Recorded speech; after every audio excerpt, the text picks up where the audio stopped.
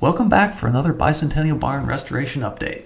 We have not delved into the engineering drawings for quite some time, so let's take a look today at what I'm actually on the hook to do in order to get a building permit for this barn restoration. So, we've got our barn positioned right here in red. Now, we have a water line coming into the barn in blue. And last fall when we had an excavator here, we did a lot of the site work and we got things like our parking turnaround circle.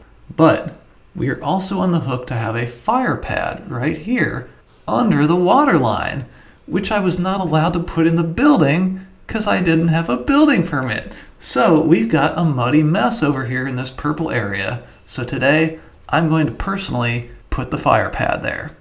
The first step to fixing the muddy mess is to get the water away from the building and extend the concrete curb in that area. And today I have rented a pump. I tried buying one, but it didn't work. I gotta get the water out of this muddy hole next to the building so I can finish the concrete curb in the last spot where we didn't put it in originally because the water line had to go in still.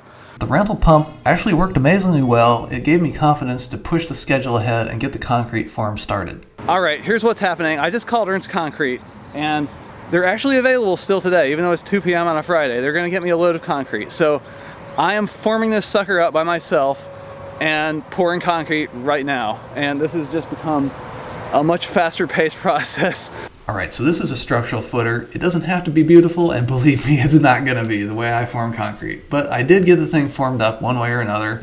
It was extremely hot out, and I was pretty well shot when the concrete truck arrived, but Ernst Concrete has kind of taken pity on me, and their driver helped me out a bit to get the thing poured. The concrete truck is stuck. You can't make that up. And I think I'm about, an inch or two away from heat stroke.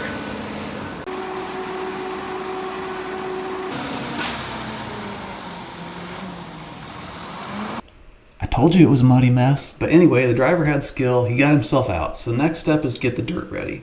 Now, if you need to start from scratch and build this up, you need something like this sheep's foot compactor. But we already did that before.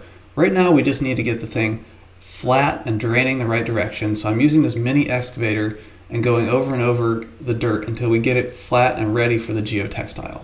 So I'm back at it on yet another day. I've got a roll of geotextile from Corgan, Maine to help stabilize the dirt before the gravel goes down. This giant tuber here, which is actually another roll of geotextile, and this one's gonna go over the gravel fire pad. This is my fire truck area in front of the little barn next to the big barn.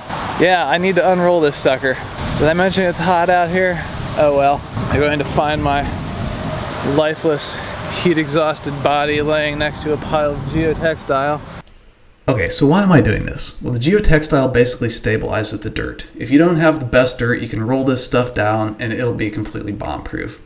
And the GeoGrid product is even stronger, as you can see here. And I'm just putting multiple layers of this stuff down because this is a Firetruck pad. Firetrucks are heavy, and Huber Heights has a Karen who gave me all kinds of grief about our pavement design. So I'm making this thing absolutely bomb-proof. So anyway, the next step is going to be to add the gravel, and we're going to do that in another day. So that's all for now, and I will see you in the next video.